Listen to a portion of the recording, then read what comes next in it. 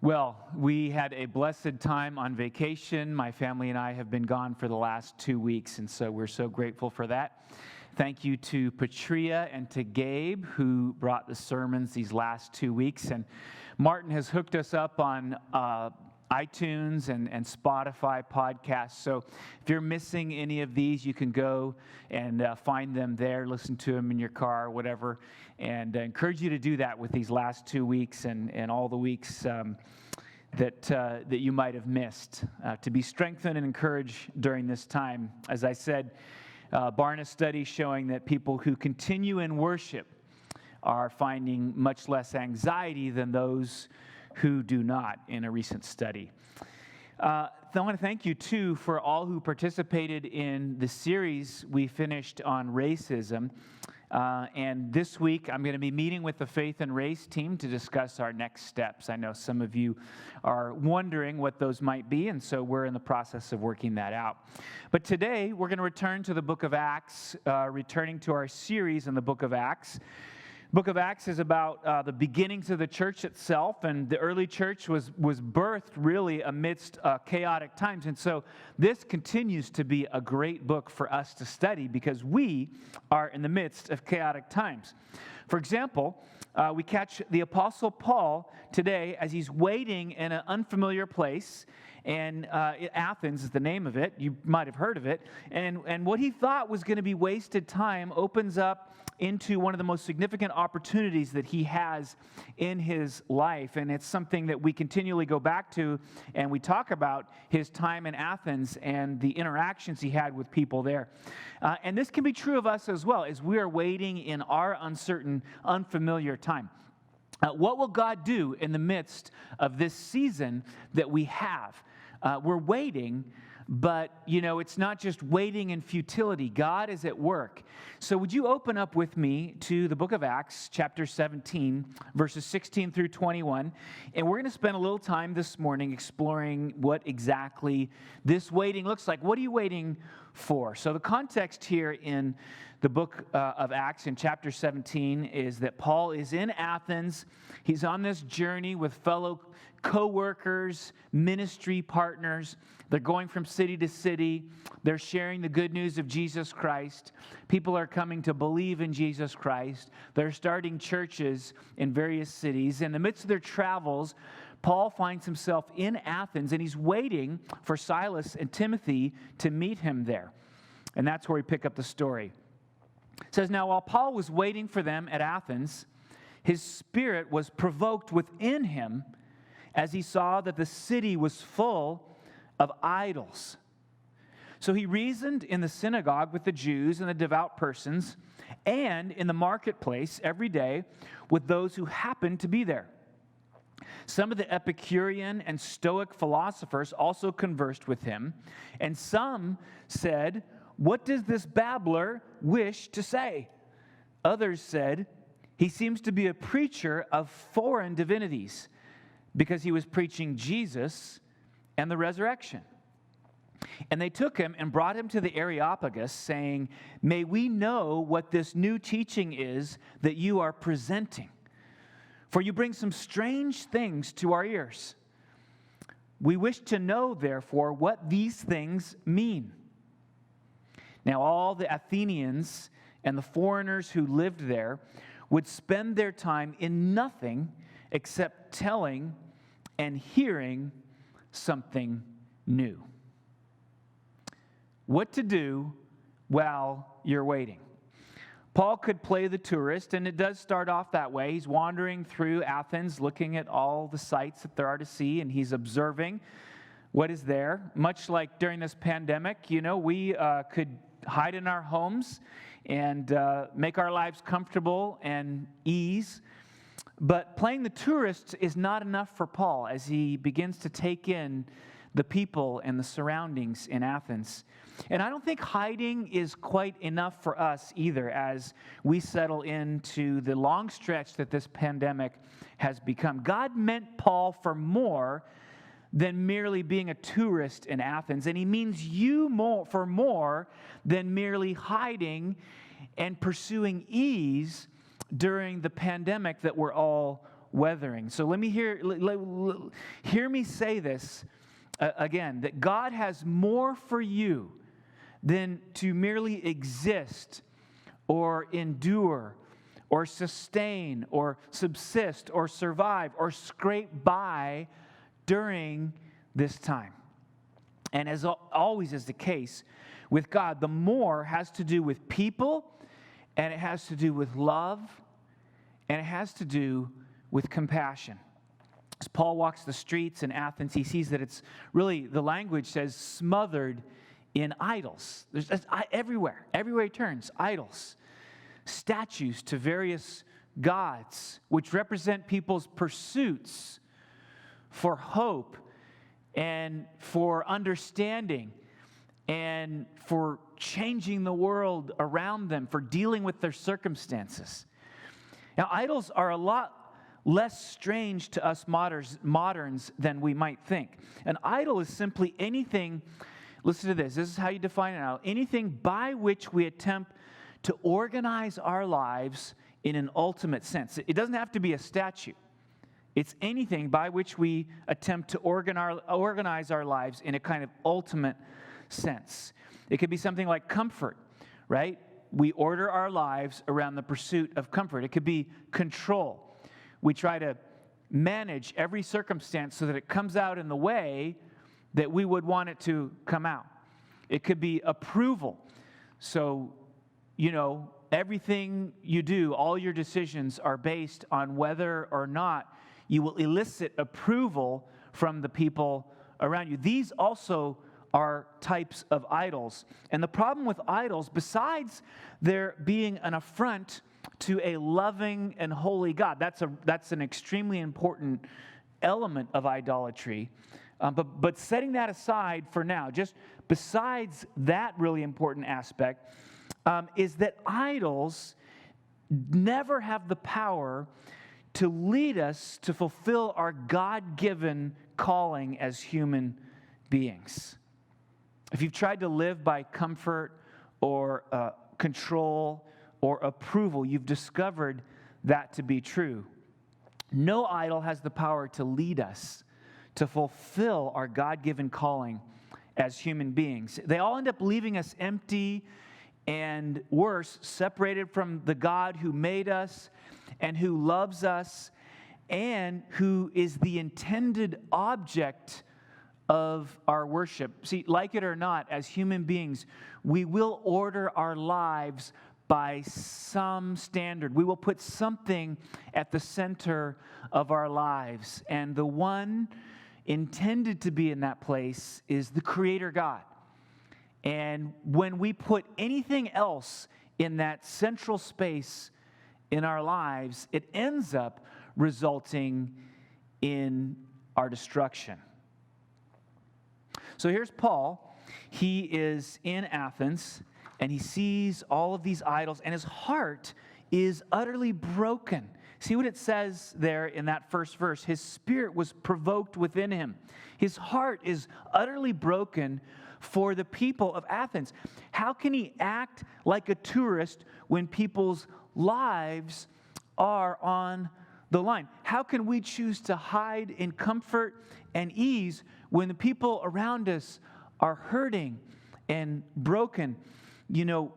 Right in the beginning of the Bible, we have this question, am I my brother's keeper? And as we read the Bible, we discover that the answer to that question, cover to cover, is in fact, we are our brother's keeper. We are our sister's keeper. And Paul's heart is like a little window into the heart of God. And God is engaged in the long, hard work of transforming, of forming our hearts in a similar fashion, such that when we see another image bearer, we would be provoked to love, and anything that would be destructive in that image bearer's life would be affront not only to God but to us as well, because our longings are out of love and compassion for the other. Like Paul, then, we're compelled to tell people about this good news of the God who created and loved and comes to us and and seeks to reside in the central place in our lives and to be the operating, ordering factor in all that we are and all that we do. It's our debt of love to speak about this God, to offer this God. So I can imagine where you're headed right now. You're thinking, okay, Pastor Andrew's about to ask me to share the gospel, right, with others. And you're thinking, oh no. My wife sent me an article from the Babylon Bee a while back. You may be unfamiliar with the Babylon Bee. It's a satirical news outlet written by Christians, but satirizing Christian culture. I recommend it. It's good for us to laugh at ourselves from time to time. And this article is about telling people about Jesus. Columbia, South Carolina, it says, local woman Michelle Desmond tragically dropped dead of a sudden acute feeling of awkwardness Wednesday evening while sharing the gospel with one of her coworkers. A representative for persecuted church ministry Open Doors confirmed. Desmond was seen asking her associate from the accounting department whether or not he believed in God as the two exited the building for the night when the awkwardness attack occurred, leaving the 29-year-old customer service representative crumpled on the floor as the coworker ran to get help. The tragedy confirms many American Christians' worst fears, that the sense of discomfort which usually arises when telling an acquaintance about Jesus could potentially be fatal. This just goes to show you how dangerous it is to share the gospel in closed countries like America, the Open Doors representative said. You really have to count the cost before you decide to open your mouth and proclaim His truth in your middle-class suburban neighborhood. You could lose everything. Are you prepared to suffer potentially deadly, super awkward feeling for the sake of Jesus? He added. So the awkwardness that has the potential to kill us, Paul felt that exact same thing. It says in the text, they called him a babbler. What's a babbler? The word actually literally means a seed picker. And it referred to a teacher who just assembled random thoughts and tried to pass them off as coherent. Now, this is true how we often feel. And yet, the reality of the awkwardness problem is often quite different from what we might be experiencing on that inside, that sense of death even, as we share the good news of Jesus Christ. Rick Richardson has written a book recently called You Found Me. And there are all kinds of statistics about the interaction between Christians and others in this book, and one of them was particularly striking to me. It says, the unchurched respond to the question, if a friend of mine really values their faith, I don't mind them talking about it. 35% of people who wouldn't conceive of themselves as being connected to any kind of church experience agree with that statement, that they don't mind if somebody really values their faith, if that person will talk to them about it. 45% somewhat agree. Okay, so you've got a huge majority who are essentially open to you talking about this part of who you are, which has become the most important thing in your life, right? This huge majority of people are willing to have a conversation with you, if it's genuine and sincere and authentic. 13% somewhat disagree, and 5% strongly disagree. So a very small minority will call you a babbler, like they did Paul. But it's a risk that is worth taking. Why? Because Jesus came into this world for love. In fact, He taught for love, He healed for love, and He went all the way to the point of being willing to die for love of other. And then He commissioned us for love. That the good news, the message of His love might be carried from person to person.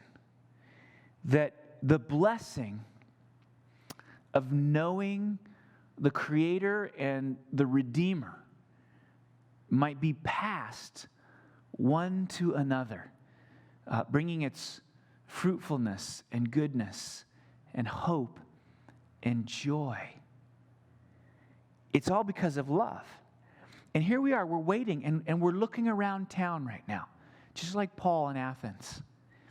And, you know, the big question that this text is kind of laying before us this morning, before you this morning, is, will you take the opportunity in this period of waiting to truly love? To love in the way Paul loves. Even when people might experience it at first as not loving, you know, deep in the fabric of your soul, that it's the most loving thing to do, to speak about the one who has demonstrated a perfect love for you in the person of Jesus Christ. And here's an interesting aspect that comes out of this text as well. Look at Paul's context in Athens and how similar it is to our context in the Bay Area. Some of us feel intimidated about sharing our faith in a context like this. We look at the fact that there are so few Christians, relatively speaking, in the Bay Area compared to other parts of our country and even other parts of the world, and that intimidates us. We look at the intellectualism in our area, and sometimes that causes us to feel like we can't even begin to speak about our faith unless we've got answers to all the hard questions, which is, by the way, something we will never have. There will always be mysteries as we go about sharing our knowledge of Jesus and the faith that we have. There will always be mysteries. We can't wait until we have it all figured out. And these and other factors cause us to be intimidated. But we need to be reminded that if the message of the gospel was powerful there in Athens during the time of Paul, then it can be powerful here in the Bay Area in our time because the two are similar in some really important ways. Let me just briefly highlight three similarities between Athens and the Bay Area. The first one, the storyline here in the Bay Area and wherever you have a secular mindset that's really taken hold is that in our modern era, what we've done is we've lost or we've sloughed off or we've been liberated. We've liberated ourselves from this quote-unquote illusion of there being a God. And what we're left with is a naturalistic understanding of the world around us. And this naturalistic understanding is free from myths like the Bible. And so finally, we're living with a pure awareness of truth, of what the world really is. But the secular mind is not really free. It too is filled with idols. It's part of the human condition, Christian, non-Christian, this temptation towards idolatry. And the same idols that affect those who are wrestling to keep Jesus at the center affect those who have no relationship with God at all. Are the same ones, the ones I've mentioned, comfort and control and approval. These are particularly American idolatries. And many more, like power, the idol of power and privilege, maintaining that sense of privilege. Ordering our lives. We've been talking about this in our series on racism, ordering our lives so that we could maintain that sense of privilege. And politics, we're entering into a heavy political season. And when we think that politics are going to be the answer, the solution to the problems of this broken world, we're practicing a kind of idolatry. Now, they're part of it, right? And that's the way this so often is. It's that these are important things, but they're not ultimate things. Politics are important, but they're not ultimate. And other things like various ideologies can take that central place. And we've got myriad of them present today. And things like sex or addictions to unhealthy things.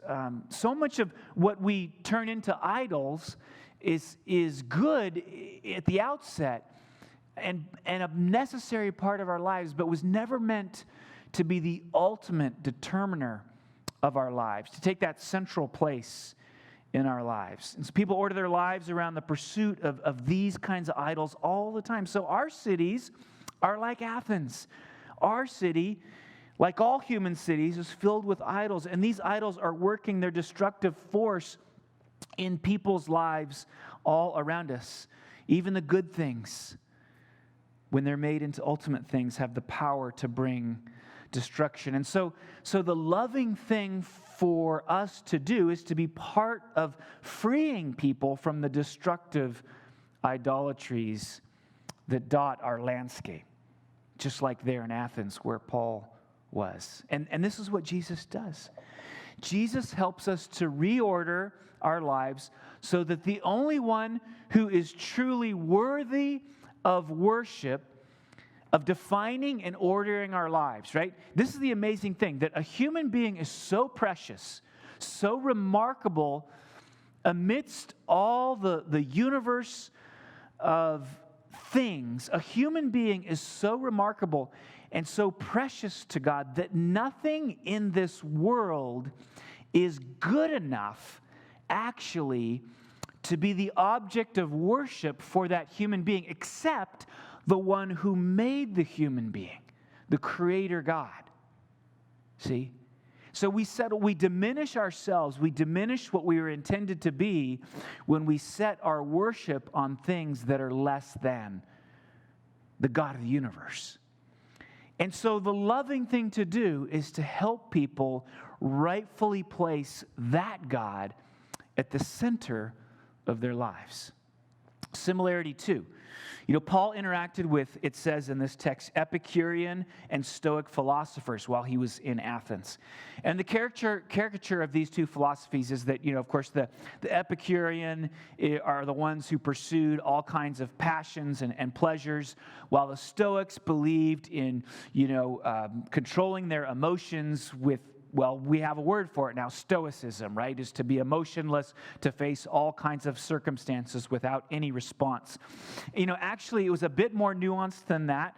The Epicureans believed in sort of a muted pursuit of very reserved kinds of pleasures like food and friends. So it wasn't this sort of wild pursuit of all kinds of passions. And the Stoics believed that, resolutely submitting yourself to, and aligning yourself with the circumstances that have come upon you was a way to make it through life and to live properly. But here's the thing that both the Epicureans and the Stoics had in common, is that they believed either that there was no God at all, or they believed that if there is any gods out there, they're so distant as to be really non-factors in our daily existence, to be so removed that there would be no interaction with the individual person. Now, I would submit that many of our friends and our relatives and our neighbors and our associates here in our place and far-flung around the world have this same view of the world. There is no God, and if there is, He's so distant and impersonal that He doesn't really factor in to my life. But Jesus is actually called Emmanuel, God with us. Jesus is God saying, I'm not far off, actually, and I do care about you, and I would love to come, and He says, make my home with you, even as you shelter in place. Jesus is the presence of God in the world. Similarity 3. We can see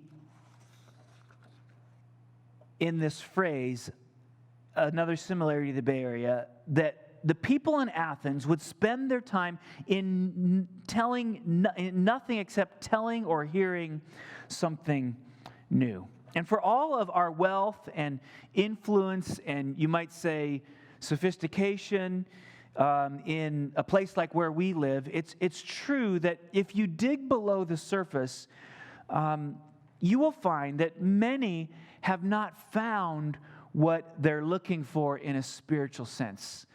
If you will just take time to sit and to learn and to know, you will find that the same kind of angst that we all struggle with about the meaning of life and the purpose of life is present all throughout the people of our society. And it's part of our lives too. This is what drives us towards God. We assume this is part of the human condition. There's an emptiness, an insecurity, a hunger, a malaise that is yet to be met by any of the new things that are told and heard among us in this place, in our time.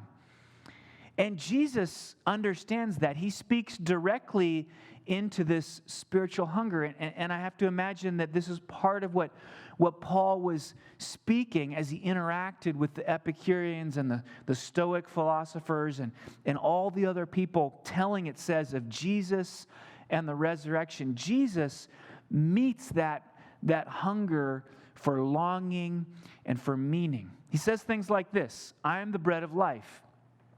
Whoever comes to me shall not hunger, and whoever believes in me shall never thirst.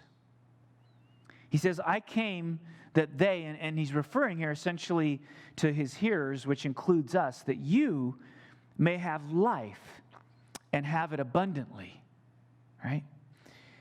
And then he says, if you knew the gift of God and who it is that is saying to you, give me a drink, Jesus is referring to himself there, you would have asked him, Jesus, and he would have given you living waters. So bread, abundant life, living waters, these are the things that Jesus offers to answer the deepest hungers that plague all peoples, the part of the human condition, Christian or non-Christian. We all have these deep longings, and Jesus is the response of God to them. So if the gospel has something to say to Athens, it has something to say to our place, to the Bay Area, wherever you live, to your neighborhood, to your friends, to your relatives, to your associates, your coworkers, your neighbors. If the gospel is love to Athens, the gospel is love to the Bay Area. So I want to invite you today to take a page from the life of Paul and to wait like Paul. Whatever the nature of your waiting right now, whether it's, for a personal crisis to pass, because I know there's layers in this whole season that we're in. I mean, we're all experiencing this collective waiting, but then in the midst of that, we've each got our own unique circumstances, and we're waiting for them to pass. We're waiting for them to be resolved. So if you're waiting for some deep personal circumstance to be resolved, to be redeemed, or if you're just waiting, passing the time of this pandemic, whatever it is, wait like Paul, which is to say, wait in love. Let your spirit be provoked by the brokenness and the sin and the loss and the hunger and the malaise that surrounds all of us. Let your heart be broken. Allow God to open the window of your heart to see the world with his eyes, with compassion and with love. And then speak, as it says Paul did, of Jesus and the resurrection. Live a life of love as you wait. When we do that, it's like suddenly what we thought was a time of meaninglessness becomes a time of powerful meaning and purpose. This doesn't have to be wasted time. It's not wasted time. It's very important time. One of the things I love about the book of Acts is that no matter what happens, the first impulse of those early Christians is to ask, what is God doing right now? And how can I jump in to the stream of what God is doing? One of the most powerful examples of this, we studied it not too long ago, was when there was an earthquake, when Paul was in jail. And instead of running out of the jail and just sort of saying, I'm going to get mine and be free, Paul and his companions who were stuck in that jail, they asked the important question, God, what do you want us to do in this moment? And the answer is to tell the jailer and to tell the people in the jail about Jesus. So instead of running out, they used that moment as an opportunity to see God move in some powerful, beautiful, transformational ways. And the same is true for you today. The question is, how am I going to wait this out? How am I going to get to the next thing? How am I going to make sure I've got mine in the midst of all the struggle that's happening? The question is, God, what are you doing? And what do you want to do through me to be a conduit of your love? That's the question that we want to be asking in this really important moment. Live a life of love as you wait. And let him say, you bring some strange things to our ears. That's what they said about Paul. You bring some strange things to our ears. Okay, let's talk about that. Why is it strange? Where does the strangeness come from? What is it saying? Right? A life of love. If this feels overwhelming to you, let me finish with just a few measures, some suggestions to help you to get started. Some of this will be really familiar to you. Some will be new invitation to some of you. I want to encourage you this week to embrace what we call this rhythm of life. We call it the PABST rhythm of life, which stands for prayer, pray, ask, bless, share, tell. PABST, PABST. Pray, ask, bless, share, tell. And all of this, in my hope, comes out of the gospel. As you interact with others, as you walk in your neighborhood, as you meander through social media, as you connect with people far-flung. I know there's a lot of reconnecting, rekindling old relationships that's taking place during this pandemic as we're waiting at home and have extra time to make phone calls to old friends. As you do all of those things, right? Do it with a ponderance, a prayerfulness. Pray this simple prayer. God, use me as a conduit of your love in the lives of the people that you have brought into my sphere. God, use me. You don't even know the answer yet of what that's going to look like, and that's okay. Just offer up that willingness, that prayer to say, God, use me. Use me in the lives of the image bearers that are around me. And then you want to start in your relationships to be like Jesus and to ask questions. Jesus asked so many questions. And when he was asking questions, what he was doing on some level is he was affirming what the Bible teaches, that every human being is made in the image of God. Every person matters. When you take an interest in another person, you are saying essentially, you matter to me. And that becomes a stepping stone for them to understand that they matter to God. So ask questions, show interest, ask about the past, ask about dreams for the future, ask about their struggles, ask about their joys. Learn about the people, the precious image bearers that God has brought into your life. And an interesting thing happens when you do that. As you learn about people, you sometimes discover there are ways that you can become a blessing to that person. They have a need, you have the solution. They have a need, you have the resources. And so part of what it means to live in this rhythm is to become a blessing to others. And that means sometimes you got to change your schedule. Sometimes you got to be generous and give up things that you would love. But you know what? It all goes back to Jesus. Jesus was willing to give his very life for you and for me. And so we can stand to be a little generous with our time and with our resources and with the things that we have for the image bearers, the precious image bearers around us. And then you never know what happens next. Sometimes, I think especially in the Bay Area, you catch people in this sort of what I call cognitive dissonance, this confusion, because they're like, I know what a Christian is, and I read the papers about them, and they all live over there, and I like to hate them. And now you're in my life, though, flesh and blood, and you say some things that are strange to my ears, but you also are loving, and I like you because you have shown me grace and love. You have favor with people, right? And in those moments, you get to tell them, share with them how God is working in your life. What is it that makes you tick? What's important to you, they may ask. Why are you doing this? Why are you this way? And, to be able to share how God is moving in your life is a really powerful thing. Now, that requires some authenticity. It requires you being able to say, you know what? I'm struggling in this area, and here's how God's meeting me. Such an important element of our sharing is to be willing to be vulnerable with others, to be authentic. I prayed about this. I'm struggling with this, and here's how God is meeting me in my need, right? Powerful witness and testimony. And then lastly, the T, telling the good news of Jesus. The gospel has the solution to idolatry and to sin. Idolatry is just a form of sin. And when God said, how are we going to deal with the sin on the earth? He said, okay, I'm going to step in. He stepped in the person of Jesus. And he took presence in our midst, and he taught. But then the amazing thing he did was to offer himself an atoning sacrifice for sin, for idolatry, which offends a holy God, and for sin. Jesus offered himself as that atoning sacrifice.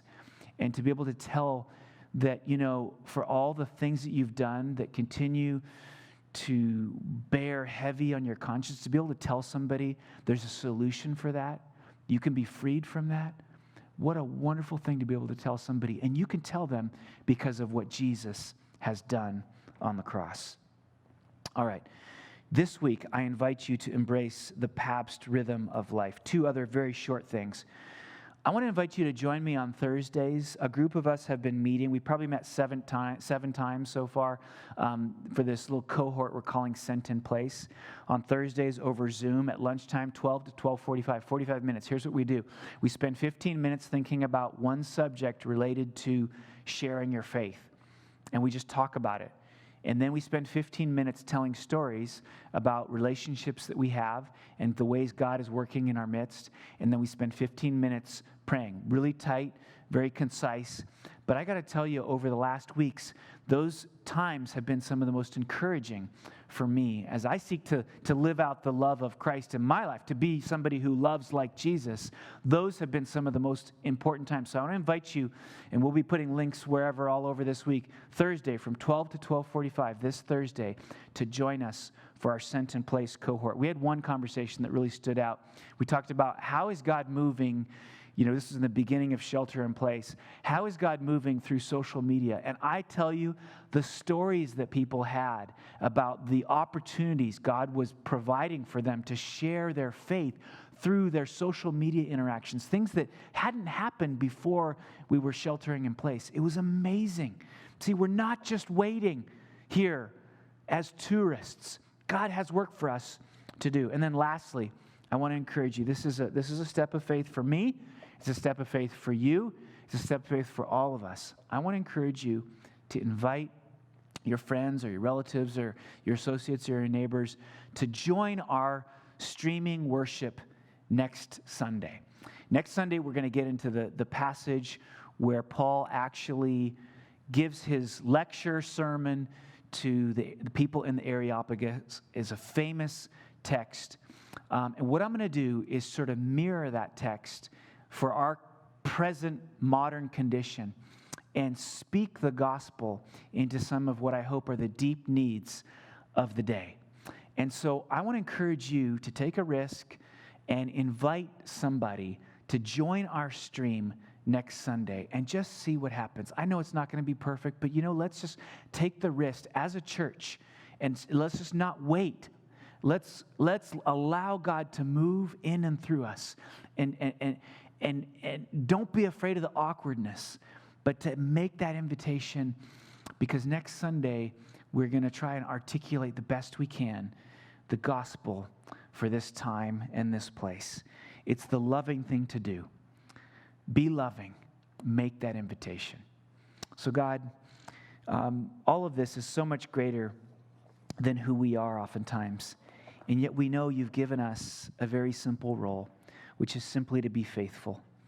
And so we want to thank you that you are going to be working in our midst over this next week as we step out in faith, fearlessly meeting that sense of awkwardness, choosing not to be afraid of being called a babbler or saying things that seem strange to the people around us. God, we want to step out in faith. We don't want to be looking back and feeling like we've wasted this time when you wanted to do important, eternal things in people's lives, people that we love, people that you love. And so meet us this week, we pray, in Jesus' name.